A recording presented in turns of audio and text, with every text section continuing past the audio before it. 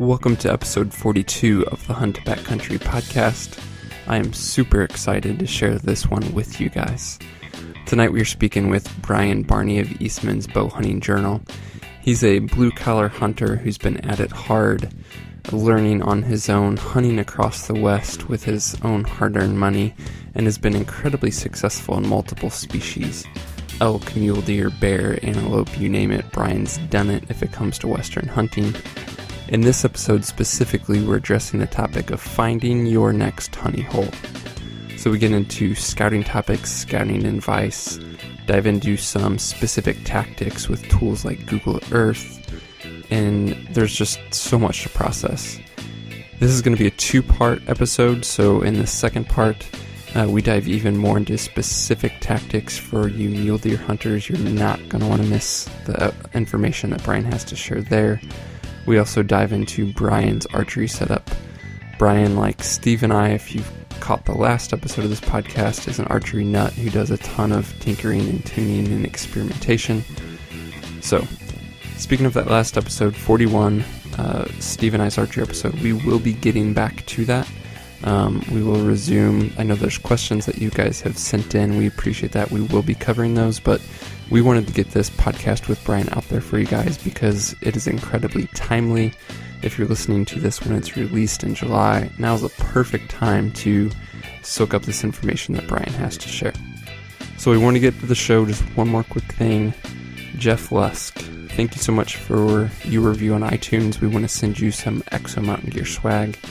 Listeners out there, please consider leaving us a review on iTunes if you are enjoying this show, or any questions, comments, feedback, guest suggestions, things of that nature. Go ahead and email us podcast@exomountaingear.com. Alright, here's part one with Brian. I know you guys are going to enjoy this. I certainly enjoyed it myself. Awesome. Well, Brian, welcome to the podcast. Thank you for joining us. Yep, thanks for having me. Yeah, man, we're super excited. Steve, on the line, how you doing today, buddy? Oh, hanging in there, man. Just keeping up with shipping packs out and staying busy.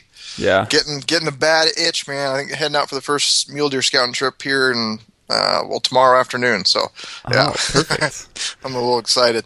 Well, maybe we can learn something this episode that'll even help for that trip, right? Yeah, I'm looking forward to it. Yeah, so as I mentioned in the intro, the theme for this episode is like finding your new honey hole.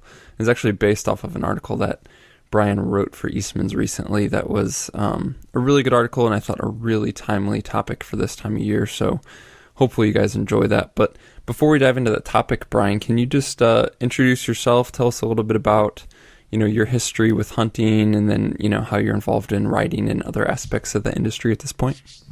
Yeah, for sure. So, I started out like anybody else. I grew up on the West Coast in Washington there, hunting blacktails and Roosevelts with my dad out there, and always had this huge dream to move, out west where I could hunt mule deer and I could hunt elk and I could have better opportunities. So, when I got done with high school, I found a job out in Montana. I live in Ennis, Montana, just south of Bozeman, and so I found a job out there and moved out and just dove into the Western hunting. I absolutely loved it. So I spent all my time, whether it was bow hunting, rifle hunting, shed hunting, bear hunting, whatever it was, just spending as much time in the field as I could. And I ate it up. And as time went on, I started to gravitate more towards the bow and arrow. So the bow hunting, just getting close to these animals and the challenge of it, I was just thrilled with it. And so I committed to a bow in 2006, and I thought, I am just going to hunt with a bow, and I'm just going to hunt these Western animals, and I'm going to get as good at it as I can. And so I spent a lot of time bow hunting and a lot of time scouting. Through that, I was able to harvest some really nice animals, and I've hunted about every Western state out there, from Utah, Colorado, Nevada, Wyoming, Arizona, New Mexico. And so I travel to all these places, but I travel on a blue collar budget, as I call it.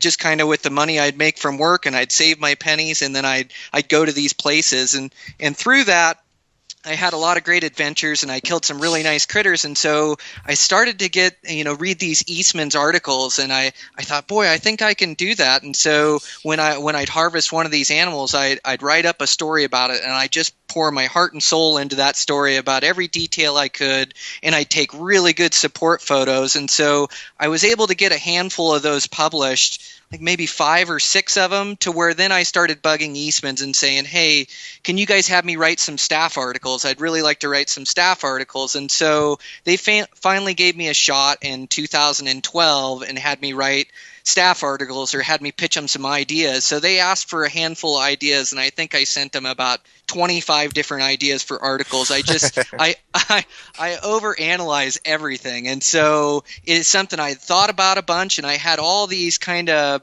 they were non-generic ideas about how to get better at Western hunting. And so when I pitched all those ideas, they instantly signed me up for a couple articles. And then from there, I've kind of picked up steam, and I picked up, readers along the way. And so I've just kept with it. And now they're giving me a bigger portion of the magazine in there. And I continue to go on all these adventure hunts, but then I get to write about them all year long in the Eastman's Bow Hunting Journal and the Eastman's Hunting Journal. And so, I live my life for these adventures come fall or come spring, wherever it is, traveling and hunting muleys and elk and antelope and bear, and about anything they'll let me shoot my bow at, I'll get a tag for and try to hunt. So yeah, awesome. That's very cool.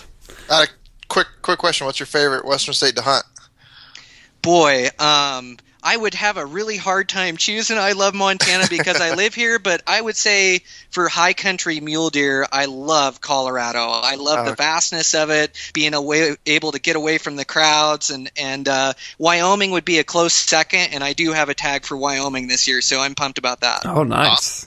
Awesome. That's very cool. I've yet to do Colorado. That one, I had every high country pick. Yeah, I kind of dream of that. If I find a honey hole in Idaho, I was like, oh, it reminds me of Colorado high country or something, or what do I picture it as anyways. So. Oh, absolutely. Yeah, no, Colorado is big, vast country, and they have 13,000 and 14,000 foot peaks, which just seems like the next level, from Wyoming or Utah, or, so yeah, no, I absolutely love Colorado, and they build giant bucks there too. So that's always a bonus. Yeah, for sure. Yeah, I was just hearing your passion come out already, Brian. I'm kind of interested to hear, before we dive into the topic, just maybe a hunting story, or what's one of your most memorable or favorite, or just kind of a hunt that played out with a unique angle that you could kind of tell us a bit about. Gotcha. Well, I don't have anything in mind, offhand, but I would say, last year was a pretty epic year for me. So I've killed quite a few bucks with my bow and quite a few Pope and Young trophies. I think I've got probably like a 10 bucks over 180 inches, and probably 3 of those over 200. And so, I'm a trophy hunter, and I love hunting big trophies, but there's like this negative persona around trophy hunting, that you're just out for big horns and not much else. But that is all me and my family live off of, is wild game. I absolutely love the meat. I just love the challenge of these mature critters, and when they have that huge headgear, it just gets your heart rate going, and they're just so challenging. When they get to be 6, 7, 8-year-old mule deer, they are tough to outsmart. They're tough to get the better of. And so last year I had a goal in mind that I wanted to climb the mountain again, and I wanted to kill a 200-incher. And so I had 2 out-of-state tags last year. I had drawn Nevada early, which opens August 10th, and then I had drawn my favorite, Colorado.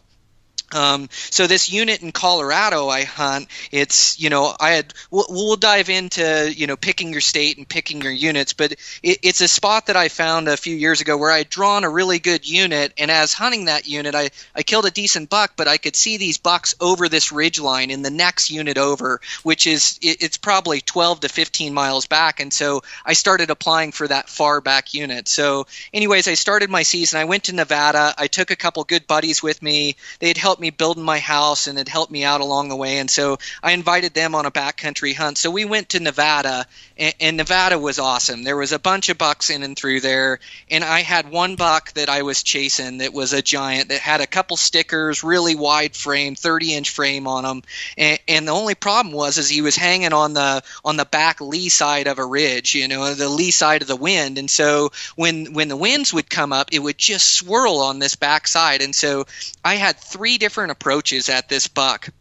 And it just, I could not make it happen. It was, it's tough with a bow and arrow, and it's tough for muleys, and it's not a given you're going to kill them even if you find them. But I had about everything play out from, a 2-point busting me right as I get in range, and I busted by the wind once, and then I got a miss on them, which really irks me. But it happens to all of us. People think.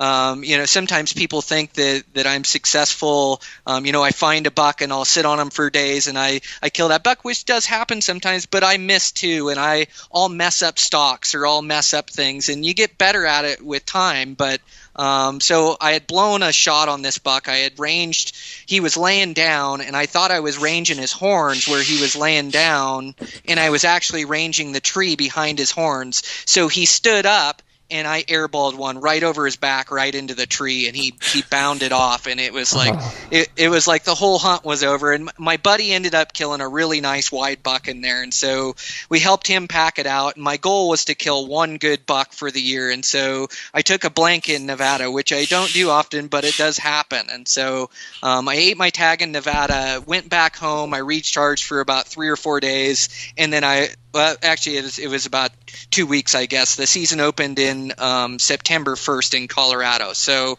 I guess I got back and I had a week or two to recharge and connect with the family, and then I took off for Colorado. And so I got to Colorado, and it's miles back into this other unit, and I never see any other hunters in there.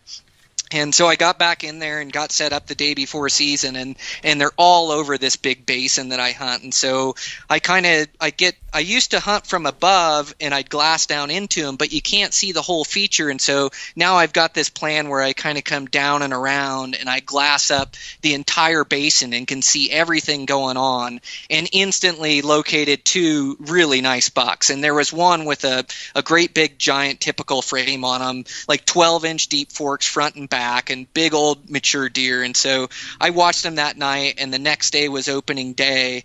And so opening day, I saw him, and he bed in a decent spot, and it takes a long time to work up and around him. So 2.5 hours later, I'm set up above him, and I'm in striking distance, and now I've got good thermals coming up the hill. And so I started creeping down on him in his bed. He had bedded a lone alpine tree there, a group of 3 or 4 trees down in there. And so I snuck down in, and just starting to get inside my effective range there, and he decides to get up and change to an afternoon bed. So he walks a half a mile away from me, right as I'm right in my outside range. And I used to rush shots or take shots that were, maybe on the outer edge of my effective range. And anymore nowadays, I hunt pretty patiently. And so I just let him feed away from me, and he walks away, and I watch him bed again. And the problem is I've got this huge open hillside that's between me and him. And so I spent the next 2-3 hours sliding down on my back as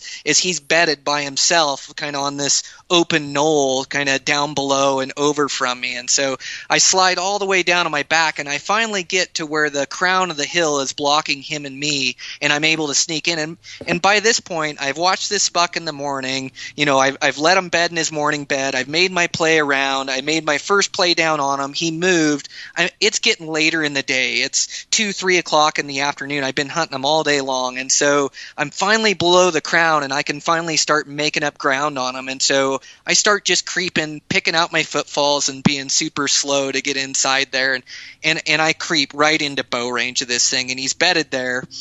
And so I get to where I think it's like 42 yards or 45 yards. And for me, as much as I practice, that's close enough. I don't need to get any closer and screw it up in the wide open. So I know I can make that shot. And so I just wait, and I I never force things with bucks. I always say I let them make the last mistake instead of me. So I just sat there and I waited, and the hours go by. All of a sudden it's 3 o'clock and 4 o'clock and 5 o'clock, and he stands up, and then he just turns around. I got drawn the first time he stood up, and he just never gave me an angle and then laid right back down. And he did that 3 separate times where he got up and then bedded right back down in that same place, never offering a shot. So finally the sun's starting to set, and I'm thinking, boy, I'm going to run out of time. I'm not going to get a chance at this deer. And finally he stands up and gives me a broadside, and I put one through him, and he bleeds out within 10-15 seconds and falls right in front of me. And I was so elated, but I was so exhausted just from the mental game of sitting there all day watching and waiting, but finally able to put a perfect arrow in him. And yeah, he ended up scoring 206/8, just a huge giant typical that I had killed. But it was such a thrill for me, and to accomplish my goals, I put so much into it throughout the year with training and diet and shooting, and to reach those goals and to kill a buck like that, it's just thrilled to death. Yeah, that's a great story. That's an awesome story. Yeah, man, what a lesson in patience and just sticking with it. Like that's physically, mentally, everything you mentioned. That had to be exhausting for sure. Yes, and that's what I was most proud about, was exercising patience, not rushing that shot or trying to force it in a quartering. Like I had finally, all those hard lessons learned where I tried to force shots or I missed, or like the buck before in Nevada. If I could play that over again, that buck stood up and had no idea I was there. I could have ate a sandwich and ranged him and then shot him, but I thought I had a range and it was that tree behind, and I just hurried up and shot when he stood up. And so, it's all those tough lessons, and it was like, finally, boy, I exercised patience on a giant buck that that had my heart just pumping, and then was able to perform the stalk, exercise the patience, and kill that buck. So that's what meant the most to me too, Mark. Yeah, very cool. Mm-hmm. So as light was fading and you're beginning to question whether you're going to have time to get this done, were you ever at the point where you're going to like throw the rock trick and try and get him up or anything, or you talked yourself into being that patient and thought you'd get your chance? No, I hunt aggressively and patiently. So passive aggressive, like I argue, but I'm always aggressive in that I'm always trying to make a play on a buck, and if the wind's right, I'll make a play. If the buck's in a decent spot, I'll make a play, and I'm always proactive or trying to put myself into a closer vantage point where I'm in striking distance, or I'm always trying to do something. I won't sit and watch a buck for 5 days. So I'm aggressive that way, but where I'm patient, is that I'll, if something isn't right, I won't force it. So if I can't make it across this meadow, or if I've got to cross below the buck, or if there's a buck up above him, or if there's anything wrong with the situation, I won't force it. And it's the same thing when I'm waiting for a shot. It's never worked out for me when I was young to throw a rock to try to get him up to make a noise. And so I always let the buck make the last move. And so the thought didn't even cross my mind, because I've lived my hunting so much that way, in waiting for that buck to stand up. And that's the way I've killed a lot of my good muley bucks, that no, I was just going to wait them out, and if it didn't happen, I was going to crawl out of there and hunt them again the next day. Yeah. Were you starting to get worried about the thermal switching down, or was it not going to be a consideration? Yeah. As far as, so if he winded you, is he going to blow out of the country and disappear on you? No, that's exactly right, Steve. You can tell you're a mule deer hunter because you're thinking about the thermals as the light's going down. But no, you're exactly right. So the way he positioned, my first approach at him, I was above him when I came in, and he got up and he moved down to this bench, and so he moved down lower. When I made my second approach and I slid down the hill on my back, I got to the same elevation as him, and then as I crept to him, I'm the same elevation, but I'm almost like positioned down the draw from him to me. And so as the thermals and the wind started to switch, it was in my mind, but the downhill thermals were pulling right down the draw from that buck to me. So as the thermals switched, I still had good wind, because coming uphill I had good wind because I was same elevation of him and it was pulling up the hill, and downhill it started to suck down that draw, and so I was in a great spot for the downhill thermals too. Awesome. Yeah. Yep. It doesn't happen very often, but that time it did. That's pretty nice when it actually goes right. Right? That's cool. That's a great story, Brian. Thanks for sharing. So I guess, to transition into this topic of finding your next honey hole, just starting a big picture, some of the things you've already mentioned and some of the things that, get addressed over and over and over is obviously getting away from crowds. And you talked about, in this hunt, how deep you had to go.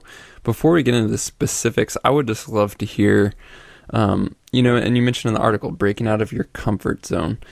As hunters grow in their abilities, their skill levels, and really expand their comfort zone, what are some of the things that we can be doing now in the off season or in the preseason to build our confidence so that we can go beyond our comfort zone, if you will, and kind of reach into a deeper spot in the backcountry?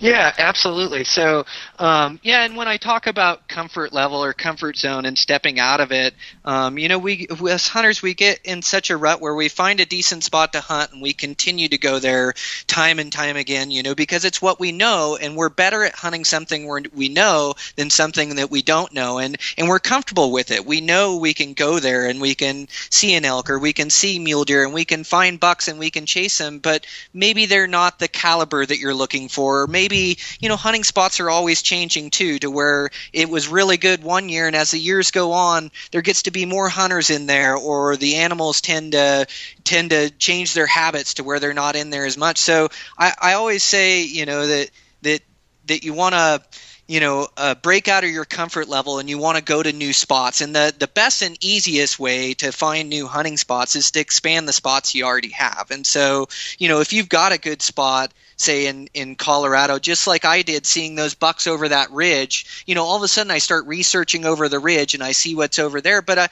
I'm always looking for different options. So if I go into a spot and I have a decent hunt, or I've got a place I like, I instantly, my mind starts going to what's on the next ridge line, what's the next basin over, what about the basin after that, where can I move my camp to get over? And so, I think the biggest thing, is just to continually be searching for new spots and continually looking. And whether that's, expanding on a spot you already have, or whether that's going to, a brand new spot and trying to figure it out, it's about getting your feet to the ground. You do your digital research, which is, your Google Earth and your map work and research and all that.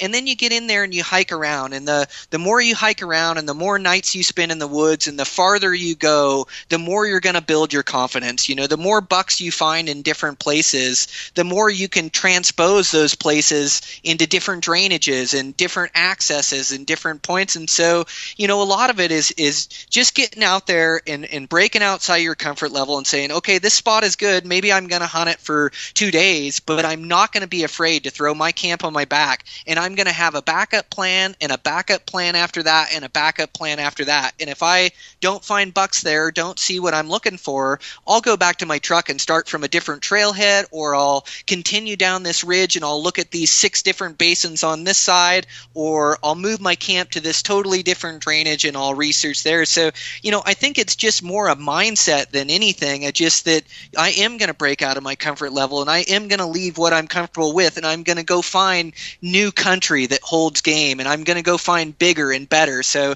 for me, I think it's more a mindset than anything else. Yeah, that's a good point. There's this idea, I should say, about sunk cost bias, and the whole idea, kind of like with gambling, is like you're in so far, you've put so many chips in, you got to ride this out. And I think that can happen to us as hunters. Like we've invested time or research or whatever in a certain area, and sometimes we've sunk so much effort into an area that we're really hesitant to then abandon that and then try something new. Even if that area we've researched and put, our eggs in that basket, even if it's not working out well, sometimes we just can't talk ourselves into trying something new. So that's a really good point.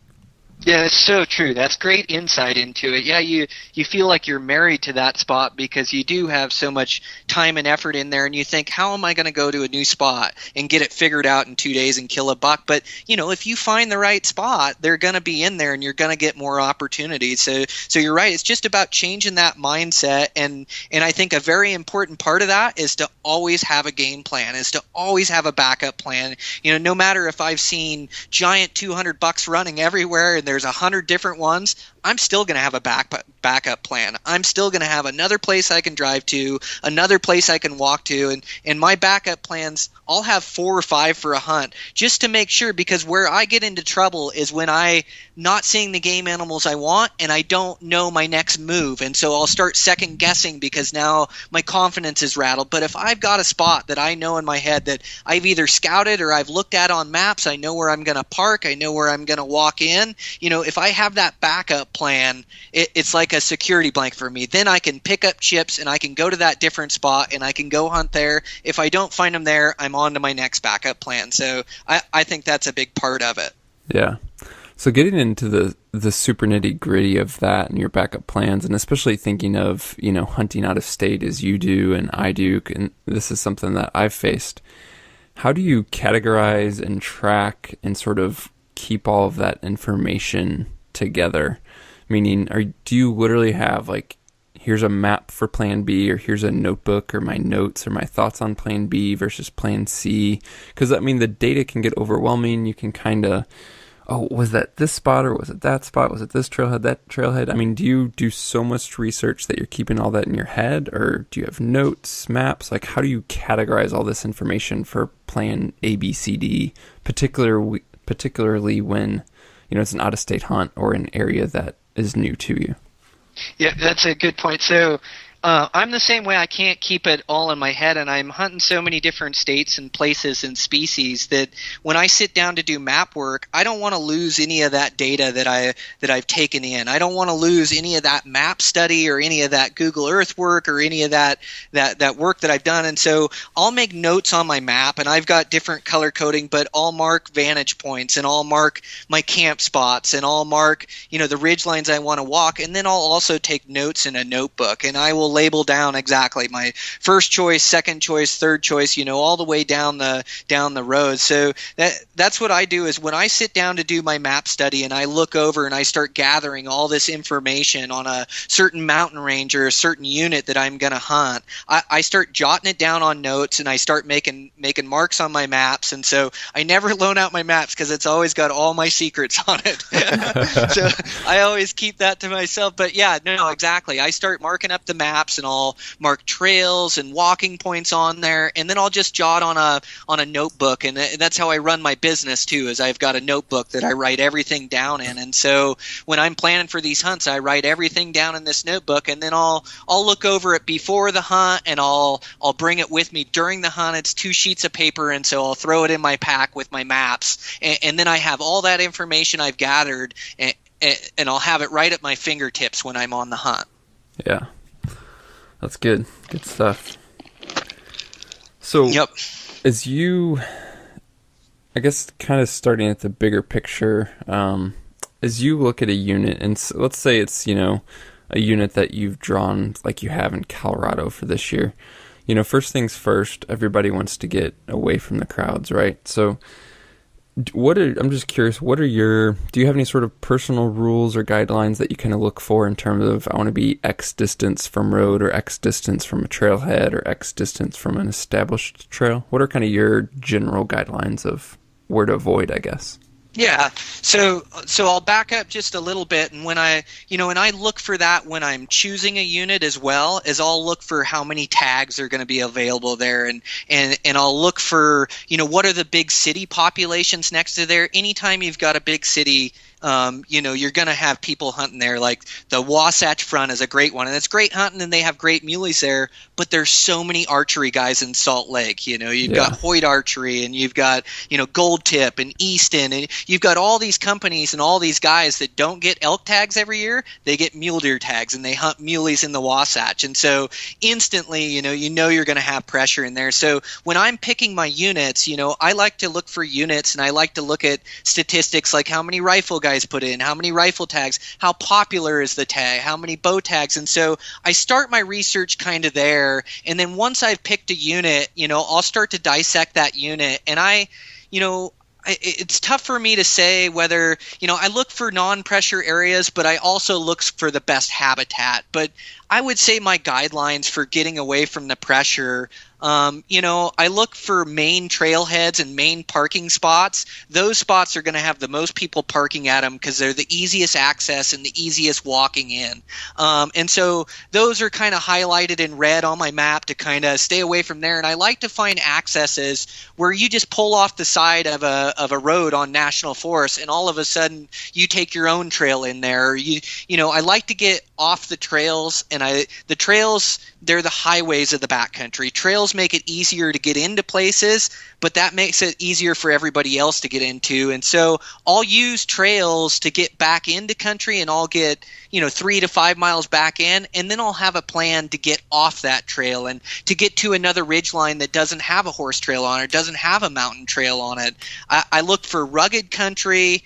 I look for, country that's trailless or roadless in and through there. Definitely big, vast tracts that way.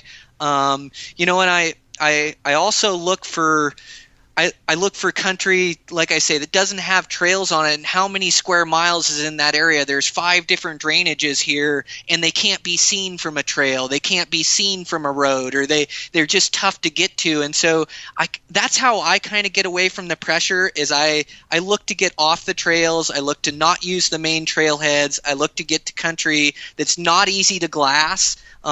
Places that you can glass right off a highway. Well, everybody can stick their scope out a dirt road nowadays. And so everybody can look at those drainages and basins. And if there's muleys in there, whether they can see how big they are or not, they see the numbers up there. And so they start going to it. So I'm always looking for hidden little places and hidden gems throughout the country, if that makes sense. Yeah, makes total sense. For sure. Yeah, it's just always interesting to hear someone's approach, because the information of get away from crowds is been repeated to death, but it's like, well, what does that really look like, and how does that apply to your situation? So I just appreciate the insight on how you approach answering that question for yourself. So have you, I guess on that note though, one question I had, have you noticed that pressure has increased in the years that you've been hunting, since more and more hunters are more, backpack style hunting and venturing more into the backcountry? I've noticed that tags are a little bit tougher to draw in different places, but I can still get away from the people, and the bucks know how to get away from the people too. They find those places and those drainages that people aren't willing to go or don't venture to too often. But the majority of places I hunt, I very rarely see a hunter, unless I'm going into a high pressure area. And even high pressure areas and high pressure mountain ranges, I'm able to find those folds in the country where guys aren't willing to get to. That makes me think of another good tip for getting away from the pressure. Is one of the biggest challenges with muley hunting is being able to live up high and have enough water. So guys need water every single day, and not many guys are willing to pack their water in. And so a lot of times I'll find 10 miles of a ridgeline where water is really tough to get. And so maybe you got to drop 2,000 feet to a lake, or maybe you got to drop way down to a creek. Guys avoid that type of country because they can't keep water in them. They just get there, and they probably get there in the middle of the day. They glass around and don't see much, and all of a sudden they've got to drop down for water, and they're ready to hunt a different spot or to get out of there, not willing to make the climb back up there. So that's another one of my good tips for finding good country that nobody's in, is find that country where water's tough. And that's where scouting really pays off, because there's a bunch of springs in the high country, and if you roam around enough, you start to find these springs. And like my spot in Nevada, I'm in one of the most popular bow hunting spots out there. There's guys going there, and the rumor is that it's not as good as it used to be, and it's it's overrun with hunters in there. I'm able to go in there, and I'm able to find country for 10 days. I don't see another hunter in there. I've got it all to myself, and I found the little folds of the country. That's where the most mature animals will hold. So I may glass over, when I first found this spot, I probably glassed over 80 to 100 different bucks, and none of them were a shooter to me. They were all smaller, younger, immature deer, to where, and I'm not looking for I wasn't looking for a 200 incher in there. I was looking for a deer that would go 170 to 180 was my goal in there, but I could not I looked over 100 different bucks and I couldn't find one until I started to find these secret folds of the country, and then all of a sudden you see 20 bucks that are over 170 in there. And so those folds of the country, not only are you getting away from pressure, but that's where the bigger animals, hide in this country. Yeah. When you're, I'll just go back to that water for a second. What do you use for carrying water, and how much are you taking with you when you drop down 2,000 feet to that lake? Are you packing 6-8 liters of water with you? Yep. So I do, my Camelback carries 100 ounces, and then I've got two 32-ounce bottles. Okay. When I'm living away from water, I try not to do food that takes water. So I don't do mountain houses. I don't, I eat all dry foods. And sometimes I'll even shave weight by not even bringing a stove and not doing any cookable meals. But yeah, when I'm doing those hunts and I'm back away from that water, I will fill up my water stuff. And if I've never been there, I'll take 160 ounces to where I'm going, and I'll ration that out for, and usually I can make that last, really, I can make 32 ounces last per day. So that would get me 4 to 5 days. And that's a bare minimum. That's it's less water than you need, and you're on the edge of dehydration, but you're at the edge. But that's, I know my body really well, and I do a lot of ultra running, and I run in the hills a lot. And so I know how to kind of ride that line and be okay with 32 ounces. I would say for most normal people, 50 to 60 ounces. And if I'm living comfortable and hunting my best, I'm taking in 50 to 60 ounces of water. But yeah, I try to bring 160 ounces will be my fill up and will be my initial trip in. And then I try to ration that out, and I try to find water close to that. Like I say, those high mountain springs are just gold mines in the mountains. And I've got them in about every spot I hunt, my spots in Wyoming. I'm actually hunting a new spot in Wyoming, but spots in Wyoming, spots in Colorado, spots in Nevada. As I talk about this, I can remember my little spring spots that nobody else knows, or not many people know, where I can fill up there, and that means that I can survive in that country that not many guys can survive for 5, 6, 7, 8, 9 days. And so I've got enough time to kill one of those big bucks. Mm-hmm. That's crazy. You can get by on that small of water. I actually have like 100-ounce rule a day. I mean, I try to just chug water, but it is a pain in the butt. It's pretty much every 2 days I got to drop down and go get water. Yeah, my buddies are always teasing me that I could survive off a thimble of water for a day, but yeah, it doesn't take much. I'm not that big of a guy, and like I say, I run so much. I don't know if that has anything to do with it, but I am a smaller frame on me. But yeah, I can get by on 32 a day. So wow, yeah, that's not very much. That's impressive. Oh, yeah. Wow. So is that a factor? I mean, when, I guess, does that become a factor in terms of transition a little bit to talk about habitat water for the deer themselves? Or they're just so good at, A, not needing much, and B, seeking out those secret spots that we as hunters don't know about? Yep. I don't focus on water on any of my scouting or any of my mule deer hunting. Elk, I focus on water a little bit more because they need it daily and they need quite a bit of it. But when I'm mule deer hunting, I don't even think about the water, and I very rarely see muleys go for a drink. So they live off the dew of the grass. They know these seeps. They know these spots. And the basins that I'm hunting are so lush and green that I think they get just a lot of water out of their food content, and sometimes I don't know how they're surviving up there, because like I say, I never see them take a drink, watching them day after day after day. So that really doesn't go into a lot of my mule deer planning or a lot of my mule deer scouting, wondering if they have water in that habitat. I look more for muley habitat. I look for the best high country feed, which is usually bold open alpine basins where they have snow drifts that have sat in them, where that snow drift keeps melting and it keeps that grass nice and lush and green. And so, I look more for that, and I look more for cover, and that's what I focus on when I'm looking for high country mule deer spots. I don't focus too much on the water, other than to keep myself alive. Yeah. No, I'm fascinated by that whole point, which makes a ton of sense, in that you're almost targeting, let's go where there's not water and make this more difficult, which is, it makes a ton of sense because, like as you said, most people don't want to deal with that and know the logistics of it. Yep, that's exactly right. Yeah, interesting. So, out of my own curiosity, what's kind of your dream? You're on Google Earth and you see a spot. Like, what are the top 3 criteria that you're like, oh yeah, that's going to hold mule deer? Mm-hmm. So I look for high country because that's what I specialize in, and everybody's a little bit different. And you could kill. I mean, there is trophy class animals all throughout the West in every state, in nearly every unit. It's amazing how many big critters live out there. But my specialty and what I love to hunt, just because of I love every place I look in the high country looks like a painting, and I love getting away from the crowds and that hard work and that climbing up there. That gets rid of a lot of the people and a lot of the pressure, and I like being on my own back there. And so I've grown to just love this mountain hunting, and I think of it like sheep hunting or goat hunting or anything because these muleys live in such high country and it's so gnarly up there. And so I love that extreme high country. So that's what I focus on for a lot of my muley hunts. So, first off, what I'm looking for is I'm looking for, a row of peaks, or I'm looking for a mountain range that's going to climb. In most states, I'm looking for it to be,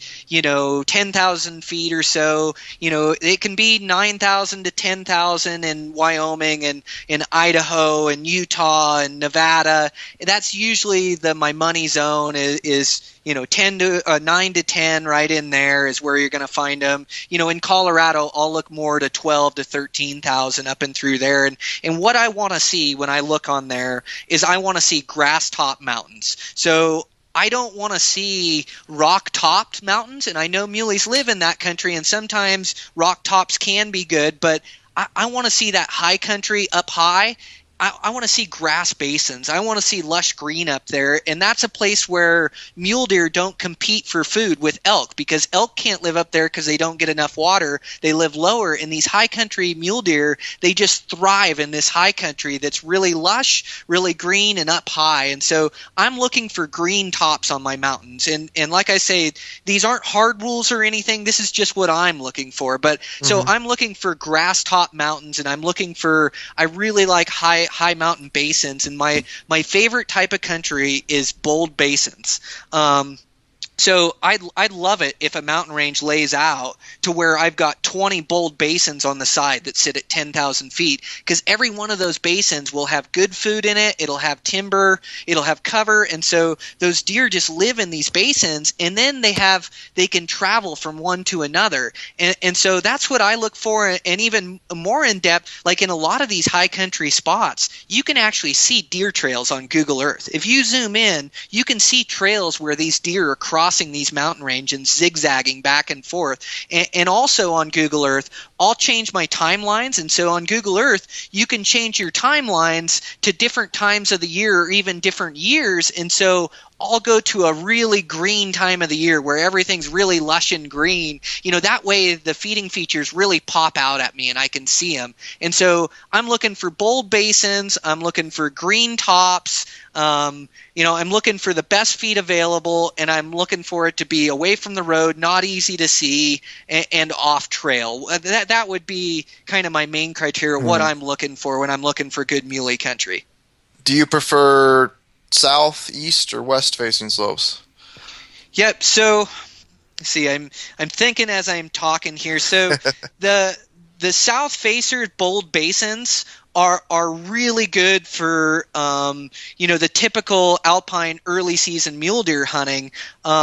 So those south facers, bold basins, when you go up there scouting in July, and when you're up there, if you get an early tag in August, these bucks are just covered up in these alpine basins on these south side features, and they're living in it.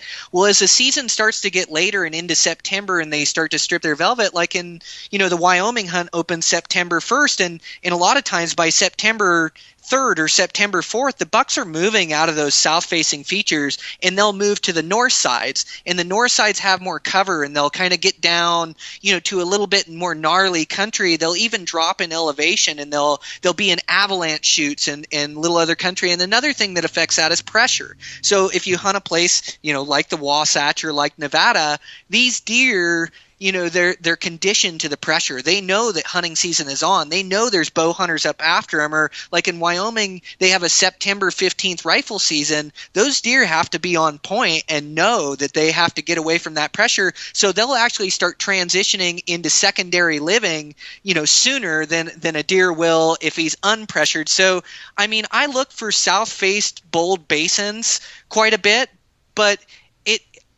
I'll look for him on the north, I'll look for him on the south, I'll look for him on the east, and I'll look for him on the west. I'm just looking for good food, good feed, and good country, and I've almost got to get in there and put my eyes on it. But I would say, that if deer are more pressured, they're definitely on the north side. If they're less pressured, they're on the south side. But a big buck can live anywhere. And so if you find the right habitat and the right bold basins, I don't really focus too much on the direction of it. Okay. Cool. Good stuff. So you mentioned specifically in Google Earth how you change the timeline, and that's something that I've found incredibly helpful when looking at areas. Are there any other very specific tips or techniques that you use in Google Earth, kind of tricks that guys might not be aware of? Maybe they're newer to the program, and some of the specific ways that you use Google Earth. Well, that is a wrap on part 1 with Brian. Be sure that you're subscribed and don't miss the next episode. There's even more great stuff coming. Thoroughly enjoyed this conversation. Can't wait for you guys to hear part 2. Once again, if you're enjoying this, please consider leaving us a review on iTunes or email us with any questions, comments, or feedback to podcast@exomountaingear.com.